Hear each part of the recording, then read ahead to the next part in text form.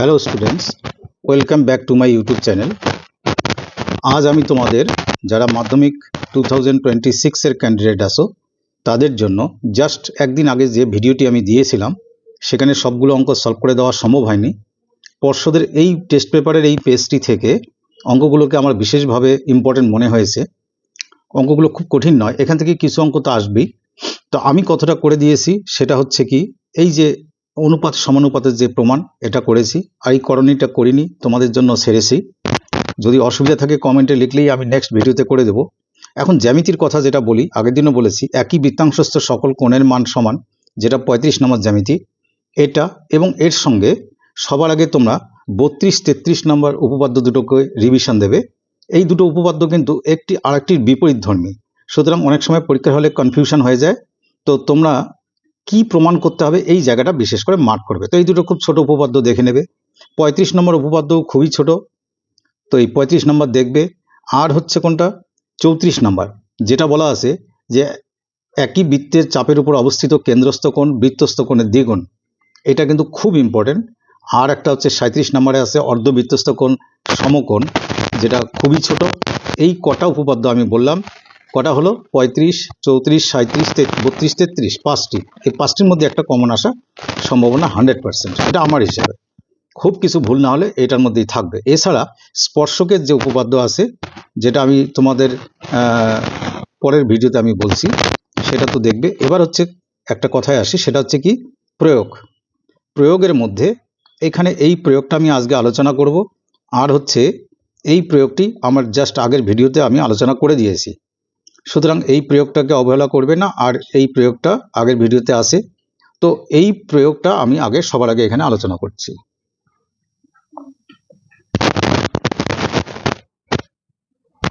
এখানে কোশ্চেনে বলা আছে, কোশ্চেন নাম্বার হলো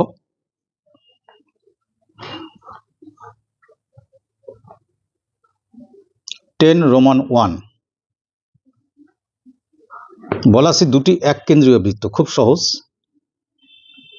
ধরো প্রথমে একটা বৃত্ত আমি অঙ্কন করলাম, এর কেন্দ্র এটাকে কেন্দ্র করেই আরেকটি বৃত্তিও করতে হবে। ওই একই কেন্দ্রের উপর ভিত্তি করে ব্যাসার্ধ একটু বাড়িয়ে নিয়ে আরেকটি বৃত্ত করলে।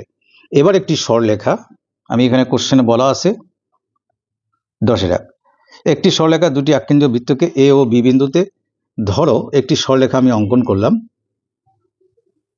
এই সরলরেখাটি প্রথম বৃত্তকে এ এবং বি, এই যে বড় বৃত্তকে দুই জায়গায় এ বি তে সেট করলো, পরের বৃত্তকে সি এবং ডি বিন্দুতে সেট করলো।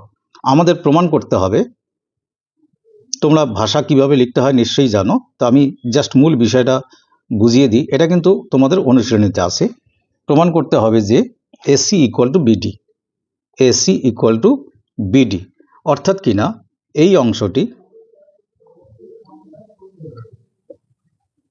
এই যে এসি অংশটি এই বিডি অংশটির সমান। প্রমাণের জন্য আমরা করব কি, এখানে আমরা কেন্দ্রটা যে ও লিখলাম, কেন্দ্র থেকে একটা লম্ব টানবো সেই জ্যা বা এবি সরলরেখার উপর।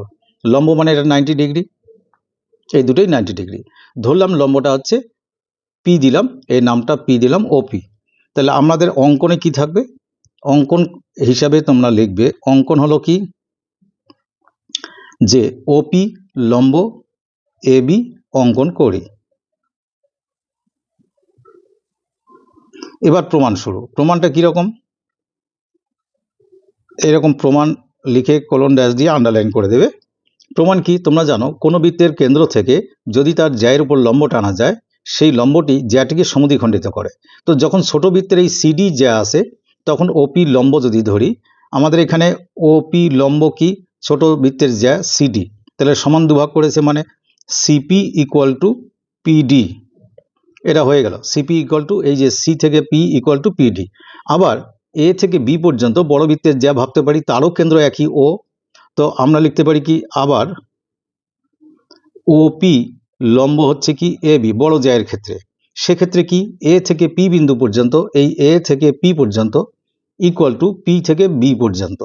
আমি এখানে পাশাপাশি লিখলাম যাতে তোমরা চিত্রের সঙ্গে মিলিয়ে করতে পারো। এবার দেখো, যদি আমি এই সমীকরণ থেকে এই সমীকরণ মাইনাস করি, তাহলে কি লিখব, অতএব এই সমীকরণের বাদিকে কি আছে, এপি মাইনাস এর বাদিকে কি আছে, সিপি ইকুয়াল টু এর ডান দিকে কি আছে, পিবি মাইনাস এর ডান দিকে কি আছে পিডি, মাইনাস করলে কি ফল পাবো দেখো, মাইনাস করলে এপি থেকে যদি সিপি মাইনাস করি তাহলে পাবো কি এ এ সি পাবো।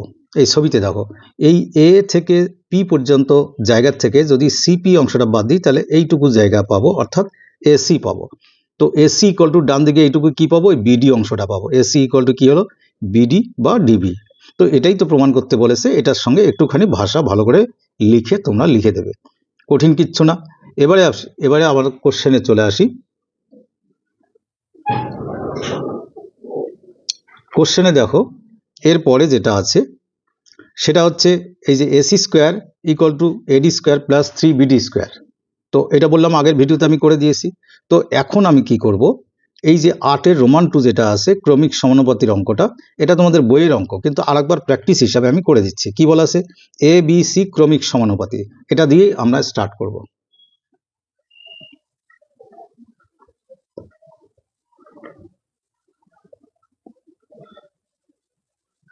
8 Roman 2,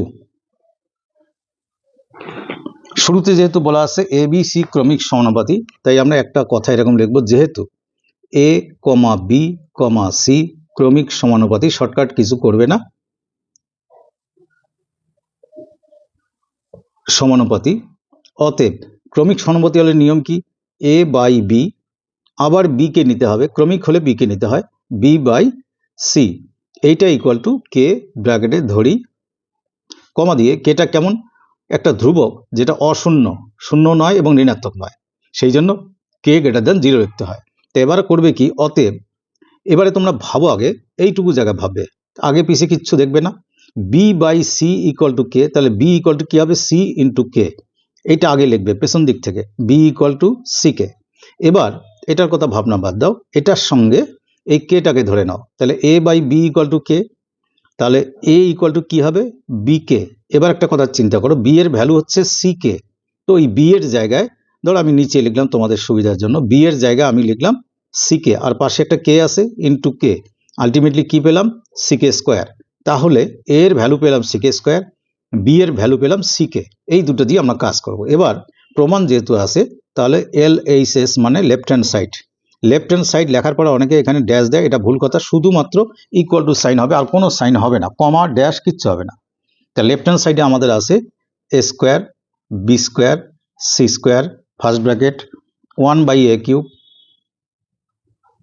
plus 1 by B cube plus 1 by C cube. খুব সহজ পদ্ধতিতে করছি, ভালো করে দেখো, এ হোল স্কোয়ার, এর ভ্যালু আমরা কোনটা পেয়েছি সি কে স্কোয়ার, তাহলে এখানে সি কে স্কোয়ার লিখে লিখবো হোল স্কোয়ার, বি এর ভ্যালু কি পেয়েছি সি কে, তাহলে এখানে লিখবো সি কে লিখে হোল স্কোয়ার, সি এর কোনো ভ্যালু নেই সি স্কোয়ার। এইবার 1 বাই এ কিউব মানে এর ভ্যালু সি কে স্কোয়ার, তার কিউব দেব, আর 1 বাই বি কিউব মানে 1 বাই সি কে লিখে হোল কিউব দেব, সি এর ভ্যালু নেই, তাহলে 1 by C cube, second bracket দিলাম। এবারে এই স্কোয়ারটা সি এর মাথাতেও থাকবে, কে স্কোয়ারের মাথাও থাকবে, তার মানে কি হবে সি স্কোয়ার কে 4, এখানে কি হবে সি স্কোয়ার কে স্কোয়ার, আর আগের থেকে একটা আছে সি স্কোয়ার। এবার ফার্স্ট ব্র্যাকেট দিলাম 1 বাই, এই কিউবটি কিন্তু সি এর মাথায় আছে, কে স্কোয়ারের মাথায় আছে, সি এর মাথায় সি কিউব, কে স্কোয়ারের মাথায় স্কোয়ারের উপর কিউব মানে ইন্টু, ব্র্যাকেটের বাইরে পাওয়ার থাকলে সেটা ইন্টু করে দেবে, তাহলে কি হলো কে 6, আর এখানে একইভাবে সি কিউব কে কিউব, আর এখানে কি 1 বাই সি কিউব হয়ে গেল।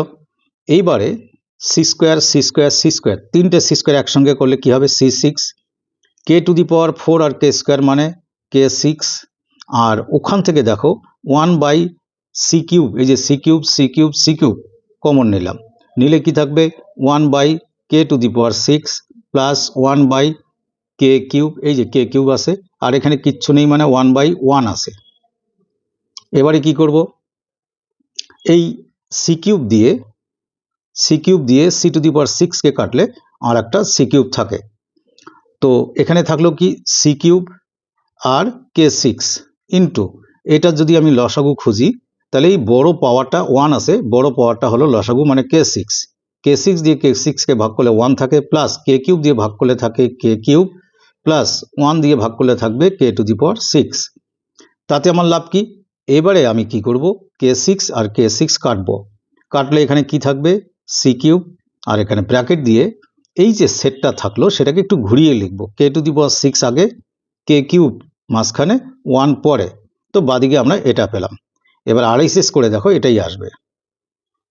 RHS আছে কি, RHS কে দেওয়া আছে এরকম, A³ plus B³ plus C³ এর ভ্যালু কি, CK²। আগে আমি অনেকবার দেখালাম। বি এর ভ্যালু কি, CK, আর সি এর ভ্যালু কিছু নেই, যা আছে তাই বসালাম। এটা মানে কি, C³ K⁶, এটার মানে কি C³ K³, আর এটার অর্থ কি দাঁড়ালো C³। তো যদি C³ কমন নেই, থাকবে কি K⁶, আর এখানে থাকে এটা K³ আর এখানে থাকে 1।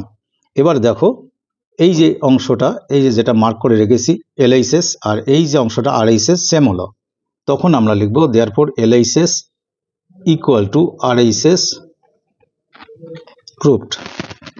এই কথাটা নিচে লিখবে। এবার চলে আসি কোশ্চেন পেপারে, দেখি এরপরে কি আছে।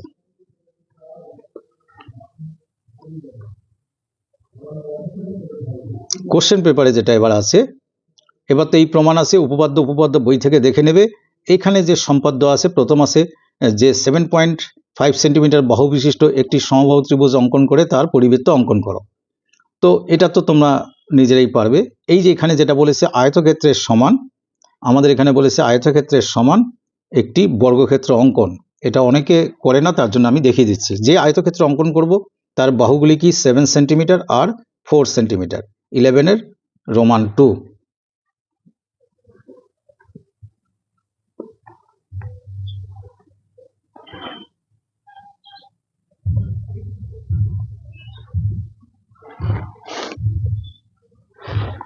তো প্রথমে করবে কি, তোমরা এখানে একটা স্কেল দিয়ে 7 সেন্টিমিটার একটা সরলরেখা অঙ্কন করবে, পাশে লিখে দেবে।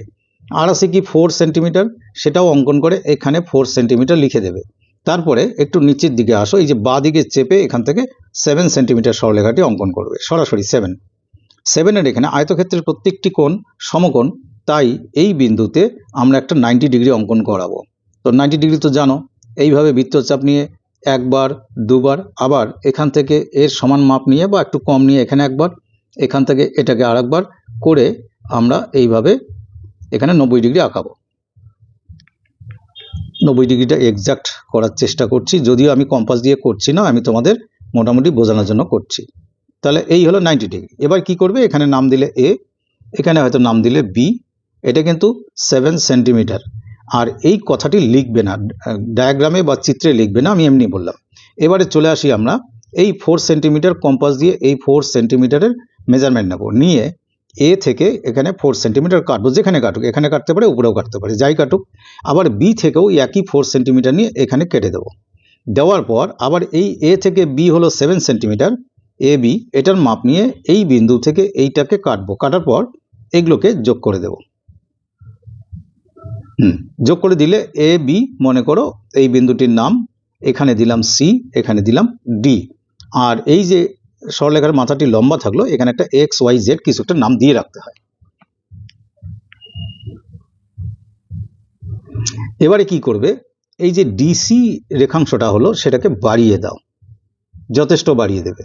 দেওয়ার পর কি করবে, এবার হচ্ছে কি, এই যে বি আর সি যে আছে, সেই বিন্দু এখান থেকে এই সরলরেখাটিকে বাড়াবো আমি। তার আগে একটা কাজ করব, এই ডিসি কত, এটা 7, মানে এটা 7, আমি বোঝানোর জন্য লিখছি, মানগুলো লিখবে না।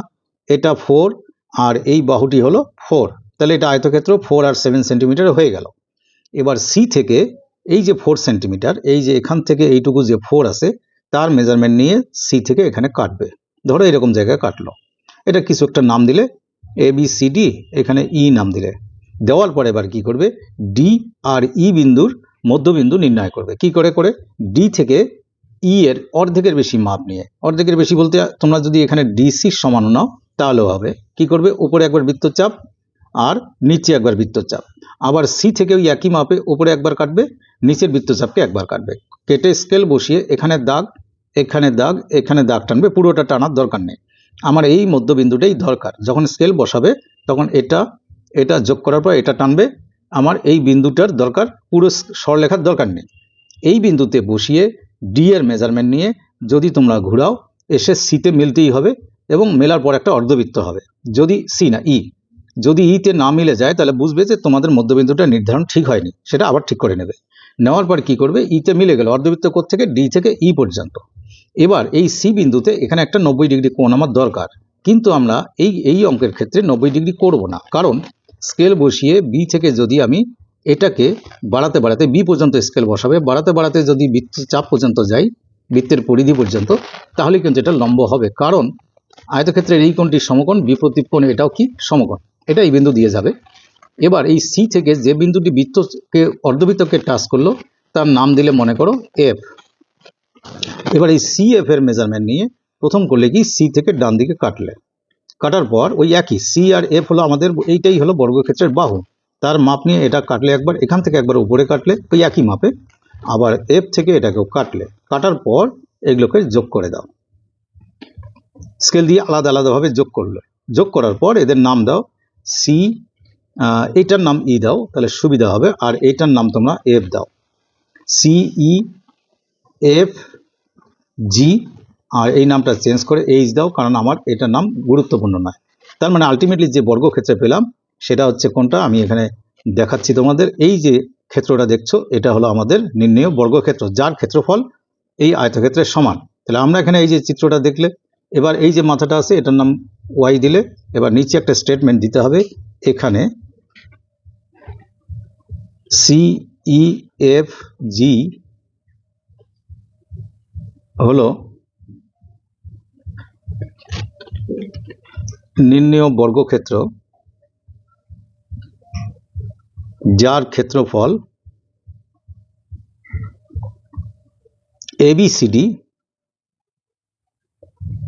আয়তক্ষেত্রের ক্ষেত্রফলের সমান। আয়তক্ষেত্রের সমান লিখবে না, লিখবে কি ক্ষেত্রফলের সমান।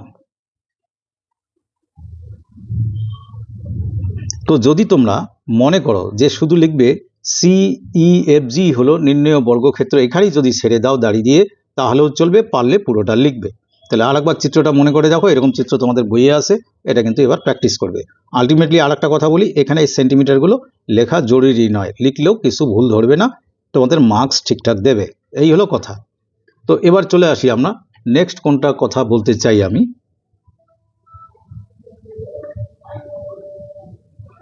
তো এখানে এই পেজের আপাতত সামনে যা আছে সেগুলো কিন্তু মোটামুটি আলোচনা হলো।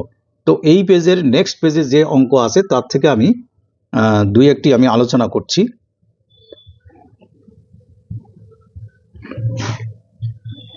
সেটা হলো পরের পেজের যে ত্রিকোণমিতি আছে, আমি ত্রিকোণমিতির যে দুটো অঙ্ক এখানে প্রথমে আছে আমি কোশ্চেনগুলো লিখে তোমাদের বোঝাই। এটা আমি প্রায় দুটো ভিডিওতে আমি রিপিট করেছি। কীরকম, প্রথম কোশ্চেন আছে alpha plus beta equal to pi by two. Pi by two মানে কি, আসলে 90 ডিগ্রি, যে কোনো একটা লেখা থাকবে। হলে প্রমাণ করো যে sec alpha plus sine beta by sine alpha equal to tan alpha plus 2 tan beta. আমি দুটো ভিডিওতে এটা আলোচনা করেছি, সুতরাং এটা আর দরকার নেই। এর রোমান টুটা আছে এরকম কোশ্চেন, বলেছে কি 2 ট্যান স্কোয়ার 30, মান বের করতে বলছে 2 ট্যান স্কোয়ার 30 ডিগ্রি বাই আছে 1 minus tan square 30 degree, 1 minus tan square 30 degree plus sec square 45 degree, sec square 45 degree minus cot square 45 degree, তারপরে লাস্ট আছে মাইনাস সেক 60 ডিগ্রি। এটা আমি আলোচনা করব না এই কারণে যে এগুলো বইয়ের মান নির্ণয়ের অঙ্ক, বইয়ের মধ্যে দেখবে, যদি কোনো জায়গায় আমি সাইন ভুল লিখে থাকি ঠিক করে নিয়ে করবে, আশা করি এটা পারবে। এবার মান বসানো অঙ্ক তো খুব কঠিন নয়, সেটা নিয়ে আমি সময় নষ্ট করছি না। এবারে যেটা 12-3 নম্বর, যদিও বইয়ে আছে, এই অঙ্কটা আমি করে দিচ্ছি। কীরকম আছে, বলেছে কি কস থিটা ইকুয়াল টু, ওপরে আছে এক্স, নিচে আছে root over x square plus y square.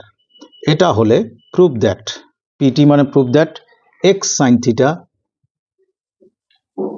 equal to y cos theta, এটা প্রমাণ করতে হবে। আবারও বলছি বইয়ের অঙ্ক, তোমরা কি করলে এটা লিখলে, যেহেতু cos theta এইটুকু জায়গায় লিখে নিলে, তাহলে অতএব দিয়ে লেখো, অতএব sin theta বা ধরো sin square theta equal to sin theta না sin square theta ধরে করলে তাড়াতাড়ি ভালো লাগবে, 1 মাইনাস কি cos square theta, মানে কি 1 মাইনাস cos square মানে cos এর ভ্যালু কোনটা, এই অংশটা cos এর ভ্যালু, তাহলে আমি এর হোল স্কয়ার লিখবো, কি লিখবো x by root over x square plus y square এর পুরোটার হোল স্কয়ার। এবারে দেখো 1 তো 1 থাকলো, এই স্কয়ারটা x এর মাথায় বসলে কি হবে x স্কয়ার, আর এই যে রুটের উপরে যখন স্কয়ারটা বসবে রুটটা উড়ে যাবে, কি হবে x square plus y square, কারণ রুট এবং স্কয়ার পরস্পরকে ক্যান্সেল করে। তো 1 এর নিচে একটা 1 ভেবে নিতে পারো, লসাগু কত হবে x square plus y square, তা উপরে 1 দিয়ে ইন্টু করলে x square plus y square minus এই x স্কয়ার ছিল আগেরই লিখলাম, তো এই x স্কয়ার আর এই x স্কয়ার কাটলো, কাটার পর কি থাকলো, থাকবে হচ্ছে উপরে থাকবে y স্কয়ার, নিচে থাকবে হচ্ছে x square plus y square. এটা কার ভ্যালু, এখানে দেখো সাইন স্কয়ার এর ভ্যালু, তাহলে শুধু সাইনের ভ্যালু কি লিখবো, অতএব শুধু সাইন থিটা যদি বলি তাহলে এই পুরোটার উপর একটা রুট বসবে, y square by x square plus y square. কিন্তু কথা হলো যে y একা আছে জন্য, প্লাস মাইনাস দিয়ে কেউ নেই জন্য এর বর্গমূল কি হবে, স্কয়ার আর রুটটা কেটে যাবে, তাহলে উপরে বর্গমূল হয়ে কি পেলাম, আমি শুধু y পেলাম, কিন্তু নিচে প্লাস সাইন থাকলে তার বর্গমূল করা সম্ভব নয়, যেহেতু x y অজ্ঞাত রাশি, তাই এখানে root over x square y square হলো। তাহলে এই মানটা পেলাম আমরা সাইন থিটা, আর এটা দেওয়া ছিল cos থিটা। এবার আমরা করব কি, তাহলে আমি একটু ডান দিকে করলে একটু সমস্যা হবে, তাও করছি আমি। ধরো আমি লিখলাম LHS ইকুয়াল টু LHS, দেখো এখানে কি আছে x sin থিটা, তা তুমি লিখলে x sin থিটা, তো x xই থাক, sin থিটার ভ্যালু এক্ষুনি বের করলাম, উপরে y নিচে রুট ওভার, উপরে y নিচে root over x square plus y square. একটা কাজ করো, ওয়াইটাকে এখানে লেখো, এই যে y কে এর জায়গায় লিখলাম আর x কে এর জায়গায় যদি লিখি, এই যে ইনটু সাইন দিয়েছি, x কে এখানে লিখলাম root over x square plus y square. এবার একটু তাকিয়ে দেখো, এই যে অংশটা আমি মার্ক করে দিচ্ছি, এই যে অংশটা, এই অংশটাই এই যে ব্র্যাকেটের মধ্যে আছে, এটা কার ভ্যালু, cos থিটার ভ্যালু, তাহলে আমার এই বক্সের মধ্যে ব্র্যাকেটের মধ্যে ভ্যালুটা cos থিটার, সামনে কি আছে y, সঙ্গে কি cos থিটা, এটা ডান দিকে আছে মানে RHS এ আছে, তাহলে একবারে RHS পৌঁছালে equal to RHS in bracket লিখে দিলে প্রুভড। তো যাই হোক, এটা বইয়ের অঙ্ক, তবু আমি আলোচনা করে দিলাম। এটাকে অনেকে অন্য মেথডে করে, এই যে সাইন থিটার ভ্যালু বের করার পর sine theta by cos theta দিয়েও করতে পারে, যেভাবে করো আমি যেটা বললাম আশা করি এটা বুঝতে পেরেছো। তো এইভাবে আমি এবার পরিমিতির অঙ্ক, এখানে এই পেজের মধ্যে যেগুলো পরিমিতি আছে, পেজ নাম্বার আমি বলে দিচ্ছি আবারও, এটি পর্ষদের 389 বা 390 যাই বলো না কেন, এই পেজটি আমি এখানে আলোচনা করছি। এর পরিমিতি হাইট অ্যান্ড ডিস্টেন্স খুবই সহজ, আর হচ্ছে কি এখানকার যে স্ট্যাটিস্টিক্স বা রাশিবিজ্ঞান আছে অবশ্যই প্র্যাকটিস করো, না হলে তোমরা কিন্তু কমেন্ট করো, কমেন্টে যদি তোমরা লেখো কোনটা পারোনি, আমি সেটাকে ধরে নিয়ে নেক্সট পেজ করব, এর পরের পেজ দেবো, আমি তো এর পরে যা দেবো সেটা হচ্ছে অবজেক্টিভ, যেগুলোকে প্রত্যেকটাতে 2 মার্কস করে থাকে।